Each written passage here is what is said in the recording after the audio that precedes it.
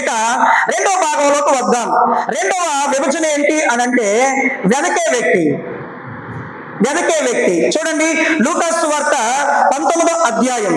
లూకాసు సువార్త 19వ అధ్యాయం 10వ లేఖను మరలా చదువుదాం. నశించిన దానిని వెదకి అని రాస్తుంది. నశించిన దానిని వెదకి. ఇక రెండో మాట ఏంటి అని అంటే వెదకే వ్యక్తి. యేసు ప్రభు ఎవరండి? వెదకే వ్యక్తి. ప్రియులారా, ఇంతకీ ఈయన ఏం వెతుకుతాడు? యేసు ప్రభు ఇంతకీ ఏం వెతుకుతాడు? ప్రియులారా, బైబిల్ జాగ్రత్తగా చూస్తే యేసు ప్రభు వెతికే వ్యక్తి ఏం వెతుకుతాడు అని అంటే దానికి రెండు సమాధానాలు మనం సూటిగా చెప్పుకోవచ్చు. రెండు సమాధానాలు మనం సూటిగా చెప్పుకోవచ్చు. ఆయన ఏం వెతుకుతున్నాడు? మన దగ్గర ఏం వెతుకుతున్నాడు? లోకంలో ఏం వెతుకుతున్నాడు? రెండు విధాలుగా వెతుకుతాడు. ఆయన సన్నిధికి వచ్చేవారిని కూడా ఆయన వెతుకుతాడు. ఆయన సన్నిధిలోకి రాకుండా లోకంలో ఉన్నవారిని కూడా ఆయన వెతుకుతాడు. ప్రియులారా, ఆయన సన్నిధికి వచ్చే వారిలో ఏం వెతుకుతున్నాడు? లోకంలో కూడా ఆయన వెతుకుతాడు. లోకంలో ఏం వెతుకుతాడు? ఇది మనం కాస్త దేవుని వాక్యాన్ని బట్టి ఆలోచన చేస్తే ఇలా మనకు అర్థమవుతుంది. లూకాసు సువార్తలో 13వ అధ్యాయంలో యేసు ప్రభు ఒక కథ చెప్పాడు. ఒక ఉపమానం యేసు ప్రభు చెప్పారు. లూకా 13వ అధ్యాయం 6 నుంచి 9 వచనాలలో యేసు ఒక ఉపమానం చెప్పాడు. ఒక మనుషునికి ద్రాక్ష తోట ఉందట. ఒక మనుషునికి ద్రాక్ష తోట ఉందట. ఆ ద్రాక్ష తోటలో ఆ మనిషి అంజూరపు చెట్టు ఒకటి వేశాడట. అంజూరపు చెట్టు ఒకటి వేశాడట. ద్రాక్ష తోట అంటే మనమే, అర్థమైందండి? అలాగే ఈ అంజూరపు చెట్టు ఏంటి అని అంటే మనము ఫలించవలసిన ఫలాలు. అంజూరపు చెట్టు ఏంటండి? ద్రాక్ష తోట అంటే సంఘము. ద్రాక్ష తోటలో అంజూరపు చెట్టు అంటే మనము ఫలించవలసిన ఫలం, సంఘము ఫలించవలసిన ఫలం. ప్రియులారా, ఇక్కడ ఏం జరిగింది యేసు చెప్పిన ఉపమానంలో అని అంటే ఒక ద్రాక్ష తోట వేసి ఆ ద్రాక్ష తోటలో ఆ మనుషుడు ఒక అంజూరపు చెట్టు వేశాడు. కొంతకాలం అయింది. కొంతకాలం అయిన తర్వాత ఆ యజమాని బాగా వెతుకుతున్నాడు. కొంతకాలం అయిన తర్వాత ఆ యజమాని బాగా వెతుకుతున్నాడు. ఏం వెతుకుతున్నాడు ఆయన? ఈ అంజూరపు చెట్టు నుంచి ఏమైనా ఫలాలు వచ్చాయా, రాలేదా? అలా వెతుకుతుంటే ఫలాలు ఏమీ రావటం లేదు. చూసి చూసి చివరికి ఆ మనుషుడు విసిగిపోయి అక్కడ పనిచేసే వ్యక్తితో అంటున్నాడు, ఈ అంజూరపు చెట్టుని ఎన్నిసార్లు చూసినా ఇది ఫలాలు ఇవ్వటం లేదు కనుక ఇది ఈ తోటకే ముసలం తెచ్చి పెడుతుంది. తాను చెడిన కోతి వన వల్ల చెడిపింది అన్నట్టుగా ఇది ఏ ఫలము ఇవ్వలేని ఒక చెట్టు కనుక ఈ చెట్టు నీడలో ఉన్న మిగతా తోట అంతా కూడా పాడైపోద్ది. కాబట్టి తోట పాడవకుండా ఉండడానికి ఎంతో కొంత మేలు జరగడానికి ఈ ఫలము లేని చెట్టుని తీసే అన్నాడు యజమాని. అలా అంటే ఆ తోటమాలి ఏమని చెప్తున్నాడు? అయ్యా అయ్యా, ఇంతకాలం మీరు ఎదురు చూశారు కదా, ఇంకొక అవకాశం, ఇంకొంత మీరు ఎదురు చూడండి. ఇంకాస్త దానికి ఎరువు వేసి, ఇంకాస్త మట్టి బాగా దాని యొక్క వేలు దగ్గర వేసి, ఎరువు వేసి, నీళ్లు పెట్టి ఇంకొక 6 నెలల్లో లేదంటే సంవత్సరమో మనం చూద్దాం. అయినా కూడా ఫలాలు రాకపోతే అప్పుడు తీసేయవచ్చు, అప్పుడు నరికేయవచ్చు అని యజమానిని మొత్తానికి ఒప్పించాడు. ప్రియులారా, ఈ కథలో, ఈ ఉపమానంలో మనం తెలుసుకోవాల్సిన నీతి ఏంటి అని అంటే యేసుక్రీస్తు మనమందరము కూడా ఫలించాలి అని కోరుతున్నాడు. పరలోకమందున్న తండ్రి సంఘము ఫలించాలి అని కోరుతున్నాడు. ఇంతకీ ఫలాలు ఆయన వెతికే దేవుడని మనకు అర్థమైంది. ఏం వెతుకుతున్నాడండి యేసు ప్రభు? ఈయన వెతికే వ్యక్తి అంటే ఏం వెతుకుతాడు? ఫలాలను వెతుకుతాడు మన ప్రభువైన క్రీస్తు. ఇంతకీ ఏ ఫలాలు మనలోంచి రావాలి? మనలో నుంచి రావాల్సిన ఫలాలు ఏంటి? ఏమైనా ఫలాలు ఉన్నాయా బైబిల్లో? ఒక చెట్టు అయితే మామిడి చెట్టు అయితే మామిడికాయ కాస్తుంది, ఈత చెట్టు అయితే ఈతకాయ కాస్తుంది, ఇలా ఏదో అరటి చెట్టు అయితే అరటికాయ కాస్తుంది. మరి దేవుని పిల్లలమైన మనం ఏ ఫలం కాయాలి, ఏ ఫలం ఫలించాలి, అది మనం కాస్త ఆలోచన చేస్తే బైబిల్లో ఇలా ఉంటది. ఎఫెసీ పత్రికలో 5వ అధ్యాయం 9వ వచనము 10వ వచనము మనం చదివితే ఇక్కడ ఒక ఫలం ఉంది. ఈ ఫలం ఏ ఫలము అంటే వెలుగు ఫలము. ఏ ఫలం అండి ఇది? వెలుగు ఫలము. మనమందరము కూడా వెలుగు ఫలము ఫలించాలి. యేసు ప్రభు మనలో వెలుగుతున్న ఫలం ఏంటి అని అంటే వెలుగు ఫలం. యేసు ప్రభు ఏమన్నాడంటే, నేను లోకానికి వెలుగై ఉన్న ప్రకారము మీరును లోకానికి వెలుగై ఉండుడి. ప్రియులారా, మన లోకానికి వెలుగై ఉండడం అంటే ఏంటి? దాని అర్థం మనుషులు దేవుణ్ణి మహిమపరిచే విధంగా, పరలోకమందున్న తండ్రికి మహిమ వచ్చే విధంగా మనుషుల ఎదుట మన సత్క్రియలు, మన మంచి క్రియలన్నీ కూడా కనబడాలి. మనల్ని చూసేవారు, మనలో ఉన్న క్యారెక్టర్ను చూసేవారు, మనం చేసిన క్రియలు చూసేవారు ఎవరికి మహిమ కావాలి అని అంటే, అరే చాలా మందిని మనం చూసాం కానీ ఈ వ్యక్తిలాగా, లేదంటే ఈవిడిలాగా, లేదంటే అతనిలాగా ఇంకెవరు ఉండరేమో.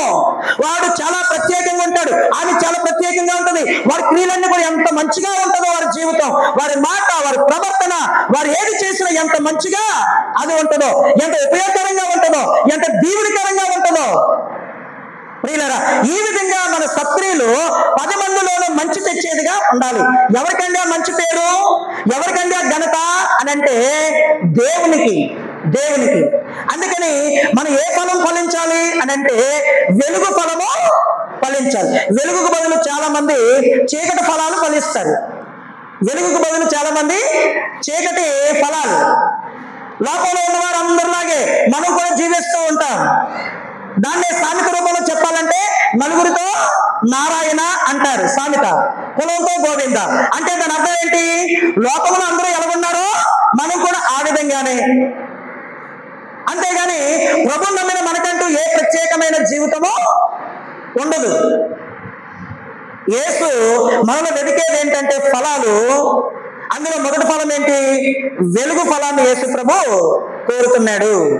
ఇక రెండో ఫలం ఏంటి అంటే గలతీ పత్రిక 5వ అధ్యాయం 22వ వచనంలో ఉంది రెండో ఫలం.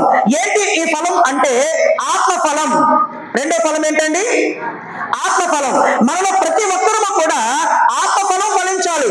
ఆత్మ ఫలము ఏమనగా అని గలతీ పత్రిక 5వ అధ్యాయంలో 22వ వచనంలో వ్రాయబడి ఉంది.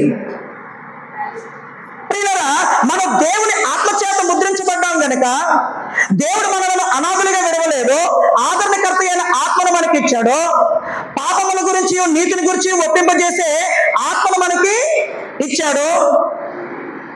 బలపరిచే ఆత్మను మనకి ఇచ్చాడు. క్రీస్తు సారూప్యంలోనికి మనలను నడిపించే ఆత్మను మనకిచ్చాడు.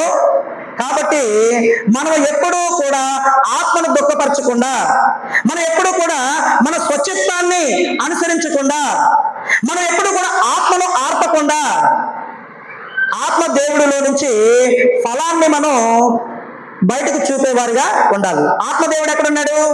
బయట లోపల ఉన్నాడా లేదా మన అంతరంగంలో ఉన్నాడా? ఆత్మదేవుడు మన అంతరంగంలోనే ఉన్నాడు. ఆత్మదేవుడు మన అంతరంగంలో ఉన్నాడు కనుక ఆత్మ ఫలము రావాలి అని అంటే మనము ఆత్మను చల్లార్చకూడదు, అలాగే ఆత్మను మనము ఆర్పకూడదు, అలాగే పరిశుద్ధాత్మను మనము దుఃఖపరచకూడదు. అలా ఎప్పుడైతే ఉంటామో మన అంతరంగంలో ఉన్న ఆత్మ దేవుడి నుంచి కొన్ని ఫలాలు మనము ఫలిస్తూ ఉంటాం. మన భక్తి మూలంగా, మన విశ్వాసం మూలంగా, మన నిరీక్షణ మూలముగా, మన ప్రార్థన మూలముగా మనము కొన్ని ఆత్మ ఫలాలు ఫలిస్తూ ఉంటాం. దేవుడు వెతికేది ఏంటి అని అంటే, ఈ నా బిడ్డలకు నేను నా ఆత్మను ఇచ్చాను గనక వీరేమైనా ఆత్మఫలం ఫలిస్తున్నారా లేదా అనేది దేవుడు చూస్తాడు. ఇక ఫలించవలసిన దేవుడు వెతికే మరొక ఫలం ఏది అంటే మూడవ ఫలము హెబ్రీ పత్రికలో రాసుంటది. 13వ అధ్యాయము 15వ వచనం. 13వ అధ్యాయము 15వ వచనంలో ఎక్కడ ఏ ఫలము గురించి రాసుంది? జిహ్వా ఫలం. ఏ ఫలం అండి? జిహ్వా ఫలం. జిహ్వా అంటే ఏంటండి? నోరు, నోట్లో ఉండే నాలుక. ప్రియులారా, మనలో ప్రతి ఒక్కరూ కూడా ఏ ఫలము ఫలించాలట? నోటితో, మన నోటితో బూతులు పలకడం కాదండి, మన నోటితో సినిమా పాటలు కాదండి, మన నోటితో ఏవో అల్లరితో కూడిన మాటలు కాదండి. ఏ మాటలు రావాలి? మన నోటితో సరస్వక్తులు కాదండి, మన నోటితో అబద్ధాలు కాదండి. మన నోటిలో నుంచి ఏం రావాలట?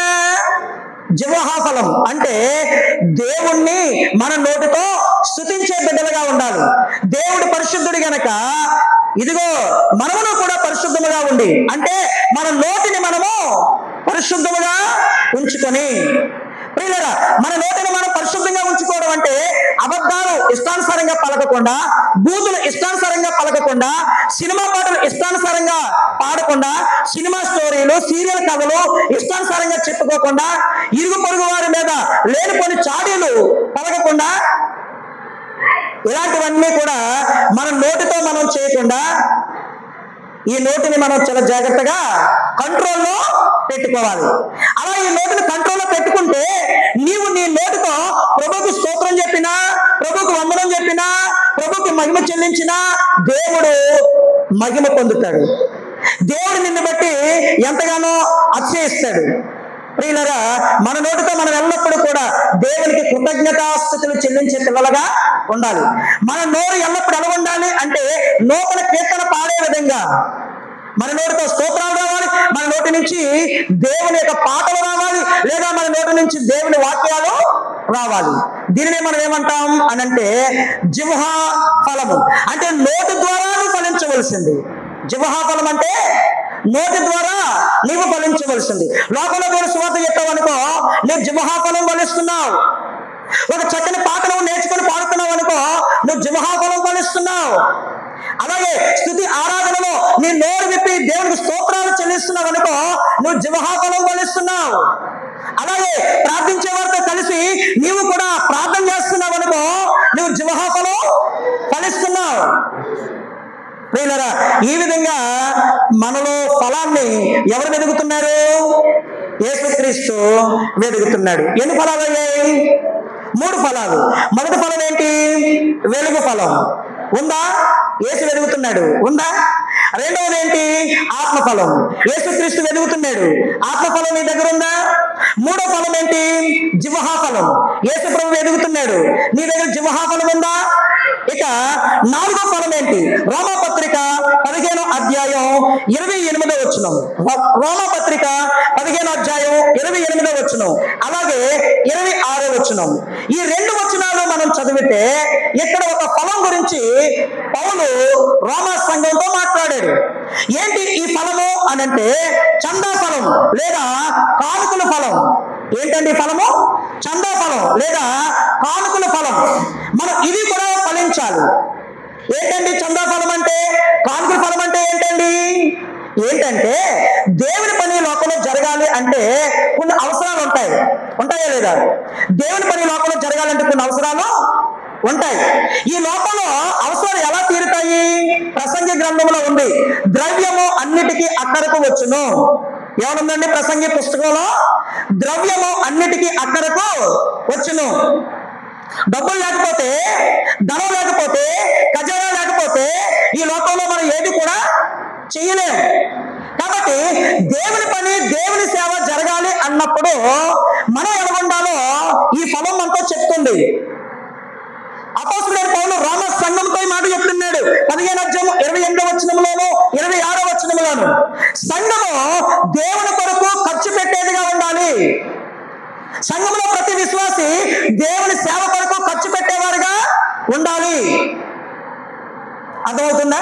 అంటే దాని అర్థం యేసు ప్రభు ఇలాగ అన్నాడు, ఇయ్యుడి మీకు ఇయ్యబడును, ఇయ్యుడి మీరు మీకు ఇయ్యబడును.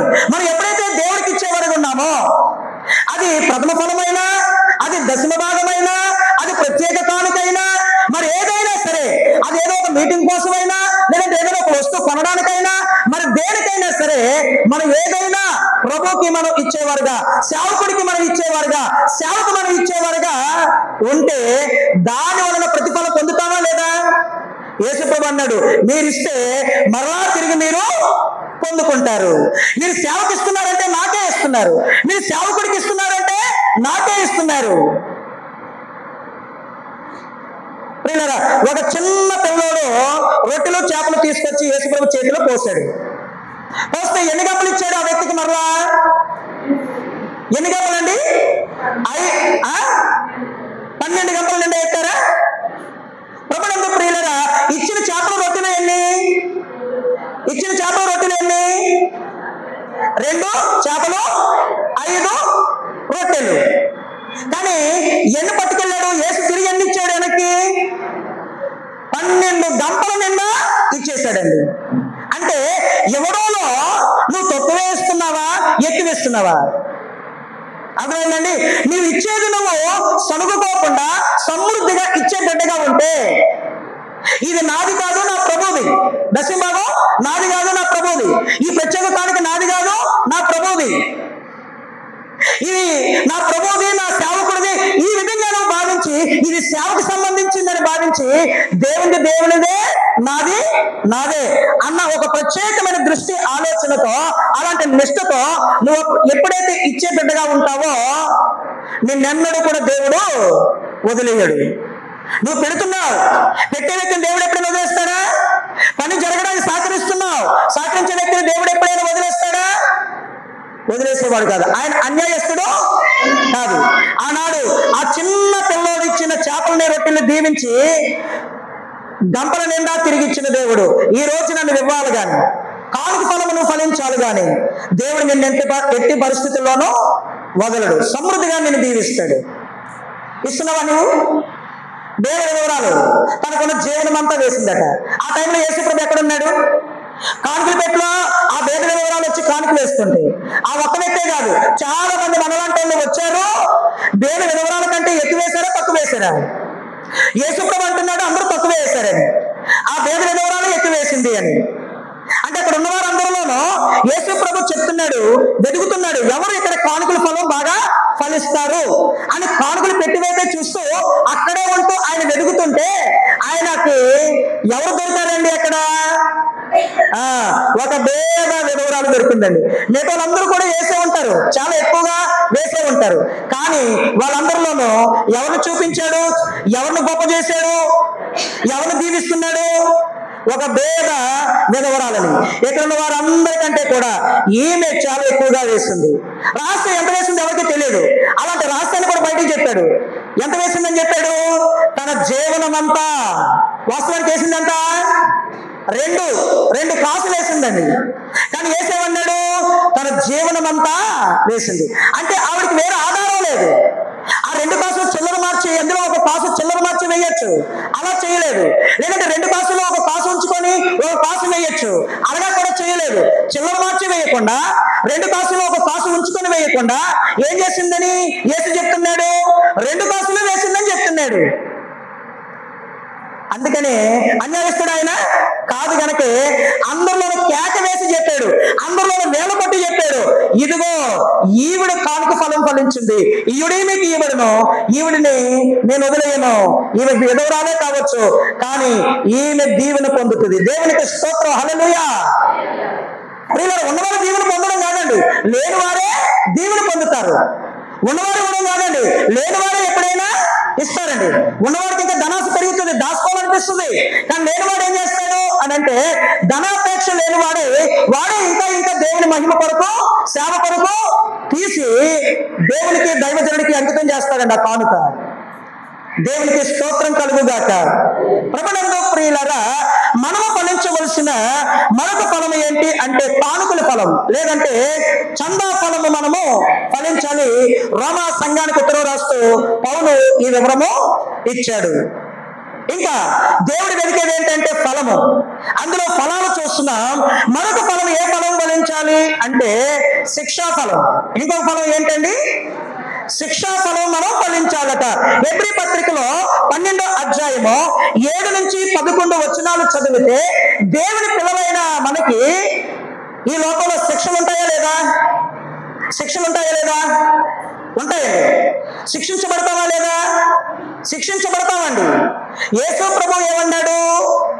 తన శిష్యులతో ఏమన్నాడంటే మీరు సుఖంగా ఉంటారు, సౌఖ్యంగా ఉంటారు, నన్ను ఈ విధంగా వెంబడిస్తూ ఉంటే మీకు ఎటువంటి యాతన ఉండదు, ఎటువంటి బాధ ఉండదు అని చెప్పాడా? అలా కాకుండా మీరు ఈ లోక సంబంధులు కాదు, నేను ఏ విధంగా ఈ లోక సంబంధిని కాదో అలాగే మీరు కూడా నన్ను నమ్మారు, నన్ను వెంబడిస్తున్నారు కనుక మీరులో లోక సంబంధులు కాదు గనక ఈ లోకము మిమ్మల్ని బాగా చూసుకుంటది అన్నాడా? కష్టపడుతుంది అన్నాడా? యేసు ప్రభువుని నమ్ముకొని ఆయన ఆరాధించడం, క్రైస్తవుడిగా బ్రతకడం అంటే కొన్నిసార్లు కష్టంతో కూడిన పని. నిందలు నీ మీదకి వస్తాయి, అవమానాలు నీ మీదకి వస్తాయి, బాధలు నీ మీదకి వస్తాయి, నీకు దుఃఖం రావచ్చు, వేదన రావచ్చు. నిర్నిమిత్తముగా ఎందుకు నన్ను ఇలా ఒక మాట అంటున్నారు, ఎందుకు మా మీద ఇలా తిరగబడుతున్నారు, ఎందుకు మాకు ఇలా కష్టం తీసుకొస్తున్నారు, ఎందుకు మాకు ఇలా నష్టం తీసుకొస్తున్నారు, మమ్మల్ని ఎందుకు ఇలా బాధ పెడతారు మీరని చాలా వేదన లోపల మనకి కలుగుతూ ఉంటది. అందుకని యేసుప్రభు అన్నాడు, నా నామము నిమిత్తము జనులు మిమ్మలను నిందించి దూషించి హింసించినప్పుడల్లా, అంటే ప్రతిసారి జరుగుతుందని కాదు, అప్పుడప్పుడు ఆ విధంగా జరుగుతుందని యేసుప్రభు చెప్పాడు. అలా జరుగుతున్నప్పుడల్లా మీరు మిక్కిలి ఎక్కువగా సంతోషించండి, ఆనందించండి. ఎందుకంటే పరలోకంలో మీ ఫలము అధికమగును. మీరు భూలోకంలో నా కొరకు ఫలిస్తున్నారు కనుక మీ ఫలము పరలోకంలో నిలిచి ఉంటది, అధికంగా ఉంటది అన్నాడు యేసుప్రభు. భూలోకంలో ఏ ఫలం ఫలిస్తున్నాం మనం అంటే శిక్షాఫలం. క్రీస్తుకి సాక్షులుగా ఈ లోకంలో బ్రతుకుతున్నందుకు, నిజమైన క్రైస్తవుడిగా బ్రతుకుతున్నందుకు ఈ లోకం ఊరుకోదు, ఏవో ఒక సమస్యలు వస్తూ ఉంటాయి. అలాంటప్పుడు అదరక బెదరక మన యేసు ప్రభులో నిలిచి ఉన్నాం గనక, అదరక బెదరక మన యేసు ప్రభులో నిలిచి ఉన్నాం గనక యేసు అంటున్నాడు, మీరు శిక్షాఫలం ఫలిస్తున్నారు కాబట్టి పరలోకములో మీ ఫలము అధికమగును. ప్రియులరా, ఎన్ని ఫలాలు మనం చూసాం? ఇప్పటికి ఎన్ని ఫలాలు మనం చూసాం? ఒకటేమో వెలుగు ఫలము, రెండోదేమో ఆత్మ ఫలము, మూడోదేమో జిహ్వా ఫలము, నాలుగోదేమో చందా ఫలము, ఐదవదేమో శిక్షా ఫలము. ఆఖరిగా ఇంకో ఫలం చెప్తాను ఇందులో. యేసుప్రభు ఎదుగుతాడు ఇవన్నీ ఉన్నాయా లేదా అని. ఆఖరిగా సేవా ఫలం. ఏ ఫలం ఫలించాలండి? మనం సేవా ఫలాన్ని మనం ఫలించాలి. 1 కొరింథీ పత్రిక 9వ అధ్యాయం 1వ వచనం, 1 కొరింథీ పత్రిక 9వ అధ్యాయం 1వ వచనం, సామెతలు 11వ అధ్యాయము 30వ వచనం. ఈ వచనాలు మనం జాగ్రత్తగా చూస్తే మనం శిక్షా ఫలము, క్షమించండి, సేవా ఫలము ఫలించాలి. సేవా ఫలం అంటే ఏంటి? సేవా ఫలం అంటే ఏంటి? ప్రియులరా, మనల్ని దేవుడు దేంతో పోల్చాడు? గొర్రెలతో. దేవుడు మనం దేంతో పోల్చాడండి? గొర్రెలతో. గొర్రెలు కంటాయా? లేదంటే గొర్రెలు కాపరి గొర్రెలు కంటాడా? చెప్పండి. గొర్రెలు కంటాయా? లేదంటే గొర్రెలు కాపరి గొర్రెలు కంటాడా? గొర్రెల కాపరి గొర్రెలు కండండి, గొర్రెలే గొర్రెలను కనాలి. అంటే అర్థం, సంఘములో ఉన్న విశ్వాసులే మరికొంతమందిని సంఘములోనికి నడిపించాలి, ప్రభు దగ్గరికి నడిపించాలి. అర్థమవుతుందా? అంటే సంతానోత్పత్తి జరగాలి. ఏ సంతానం ఇది? ఆత్మానుసారమైన సంతానం. అక్షయ బీజం అనే దేవుని వాక్యాన్ని ప్రజల్లోకి విత్తి వారి ఆత్మరక్షణ కొరకే ప్రార్థన చేసి వారిని ప్రభు దగ్గరికి తీసుకురావడం, దీనినే ఆత్మానుసారమైన సంతానం అని అంటారు. గొర్రెను గొర్రె కనడం, పిల్లలు కనడం.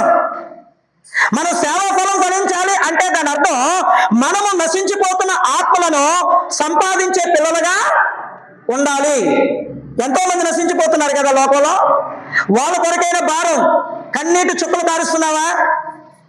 ఎంతో మంది నశించిపోతున్నారు కదా, అలా నశించిపోతున్న వారి కోసం ఉపవాసం ఉంటున్నామా? ప్రార్థన చేస్తున్నామా?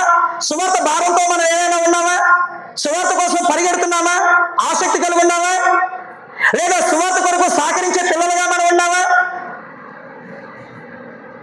ప్రియులరా, యేసు ప్రభు ఇలాంటి ఫలాలు నా బిడ్డలో ఉండాలి అని కోరుతున్నాడు. యేసు ప్రభు వెతికేది ఇదండి. మనం ఏదైనా వెతుకుతాం ప్రభువుని నమ్ముకొని, కానీ ప్రభువు తన దగ్గరికి వచ్చిన మనలో ఏం వెతుకుతాడు అంటే ఫలాలు. ఏ బిడ్డలు ఫలిస్తున్నారా లేదా? ప్రభు ఎవరు అంటే వెతికే వ్యక్తి. యేసు ప్రభు ఎవరండి? వెతికే వ్యక్తి. ఏం వెతుకుతాడని చెప్పాను? ఫలాలు వెతుకుతాడు అని చెప్పాను కదా. రెండో విషయం చెప్తాను వెతకడంలో. రెండో విషయం ఏంటంటే తప్పిపోయిన వారిని వెతుకుతాడు.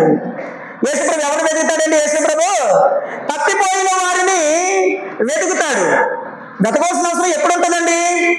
తప్పిపోయినప్పుడే వెతకవలసిన అవసరము మనకి ఉంటది. యేసు ప్రభు ఒకసారి పేతురుతో ఇలా అన్నాడు. చూడండి, లూకా సువార్తలోనే 22వ అధ్యాయం, లూకా సువార్త 22 అధ్యాయం 31, 32 వచనాలు. 31, 32 వచనాలు. పేతురుతో అంటున్న మాటలు ఇవి. సీమోను, సీమోను, ఇదిగో సాతాను మిమ్మల్ని పట్టి గోధుమల వల్లే జల్లించుటకు మిమ్మును కోరుకొనెను గాని నీ నమ్మిక తప్పిపోకుండానట్లు నేను నీ కొరకు వేడుకొంటిని. నీ మనసు తిరిగిన తరువాత నీ సహోదరులను స్థిరపరచమని చెప్పాను. యేసుక్రీస్తు పేతురుతో ఈ మాట చెప్తున్నాడు. సీమోను, సీమోను, నిన్ను తప్పించేవాడు అక్కడున్నాడయ్యా. ఎవరు తప్పిస్తారు? మనల్ని ఎవరండి తప్పించేస్తారు? ఎక్కడి నుంచి తప్పించేస్తారండి మనల్ని? తండ్రి అయిన దేవుని యొద్ద నుంచి, మన ప్రభువైన క్రీస్తు సన్నిధిలో నుంచి మనల్ని తప్పించేసేవాడు ఒకడు ఉన్నాడు. ఎవడు వాడు? ఎచ్చట నుంచి వచ్చాడు వాడు? వీడు పరలోకంలో నుండి త్రయ్యబడి ఈ లోకాధికారిగా అయ్యాడు. పరలోకం నుండి వచ్చేసిన వాడు వీడు. వీడి పేరేంటి? అపవాది, సాతానుడు. వీడి పనేంటి అని అంటే, ఇదిగో మనలాంటి వారందరినీ, ప్రభువుని ఎరిగిన వారందరినీ దేవుని సన్నిధిలో నుంచి తప్పించేయడమే. పరలోకమందున్న తండ్రి నుంచి తప్పించడం వీడి యొక్క పని. సీమోను పేతురుతో చెప్తున్నాడు, సీమోను, సీమోను, నిన్ను సాతానుడు జల్లించినట్టు. నిన్ను అన్నాడా? మిమ్మలను అన్నాడా?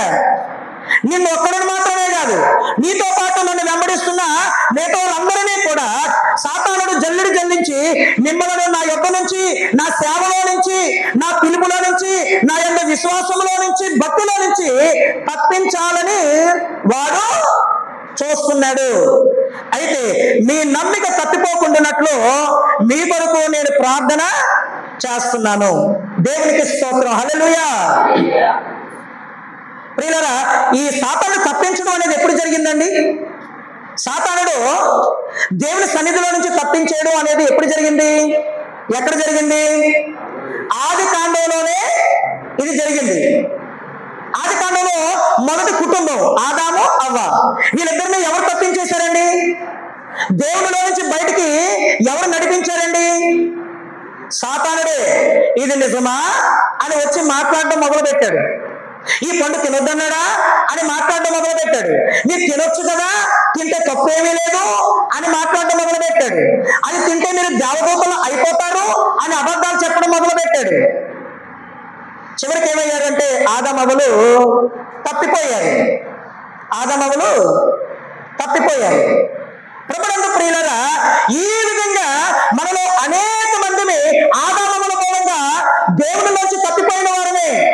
ఇప్పుడు యేసు ప్రభు ఏం చేస్తున్నాడు అనంటే, అలా తప్పిపోయిన మనలను వెదికాడు. అలా తప్పిపోయిన మనలను వెదికాడు. ఎక్కడున్నారు నా బిడ్డలు? నా పిలుపు వినే బిడ్డలు ఎక్కడున్నారు అని ప్రతి ఇంటికి వచ్చి హృదయమైన తలుపుని తట్టి పిలిచాడు అనేక మందిని. ప్రయాసపడి భారం మోస్తున్న సమస్త జనులారా నా యొద్దకు రండి, నేను మీకు విశ్రాంతిని ఇస్తాను. ఈ విధంగా పిలిచి వెదకి అనేక మందిని పిలిస్తే అనేక మంది ప్రభు దగ్గరికి వస్తున్నారు. అలా వచ్చిన వారిలో మరలా చాలా మందిని సాతానుడు ఏం చేస్తున్నాడు అనంటే, యోబును శోధించినట్టుగా శోధించి ఏదో విధంగా దేవుని సన్నిధిలో నుంచి తప్పించాలని, దేవుడి యొక్క అధికారం రాజ్యంలో నుంచి తప్పించాలని సాతానుడు చూస్తున్నాడు. అయితే యేసు ప్రభు పని ఏంటి అని అంటే, ఏ ఒక్కరూ కూడా వాడు ఎంత శోధించినా తప్పిపోకుండా ఉండడం కోసం యేసు ప్రభు చేస్తున్న పని ఏంటి అని అంటే, యేసు అంటున్నాడు సీమోను పేతురుతో, మీ నమ్మిక తప్పిపోకుండానట్లు నేను మీ కొరకు ప్రార్థన చేస్తున్నాను. ఇప్పుడు యేసు ప్రభు చేస్తున్న పని ఏంటి? పరలోకంలో తండ్రి అయిన దేవుని ఎదుట కుడిపార్శ్వ మంది కూర్చొని యేసు ప్రభు చేస్తున్న పని ఏంటంటే, మనకు ఒక ఉత్తరవాది ఉన్నాడు అని బైబిల్లో రాస్తుంది. యేసు ప్రభు మనకు ఉత్తరవాది అంటే దాని అర్థం తండ్రి అయిన దేవుని దగ్గర కుడిపార్శ్వం మీద కూర్చొని ప్రార్థన చేస్తున్న వ్యక్తి. మెల్కీసెదెకు యొక్క యాజకత్వము చొప్పున యేసు ప్రభు తన దగ్గరికి వచ్చిన వారందరి కొరకు యాజకత్వాన్ని పరలోకంలో చేస్తున్నాడు. అంటే మన కొరకు ఆయన ప్రార్థనలు, యాచనలు చేస్తున్నాడు. దేవునికి స్తోత్రం కలుగుగాక. ఆమేన్. హల్లెలూయా. ప్రియులారా, ఇంత మట్టుకు చాలు మనకు అర్థమైంది కదా. మొదటి విషయం ఏంటి అని అంటే నశించే వ్యక్తులు. రెండో విషయం ఏంటి అని అంటే వెదకే వ్యక్తి. నశించిపోయే వ్యక్తులు అనేక ఉండొచ్చు, కానీ వెదకే వ్యక్తులు ఎంతమంది ఉన్నారు? ఒక్కరే ఉన్నారు. ఆ ఒక్కరే ఎవరు? మన ప్రభువైన క్రీస్తు.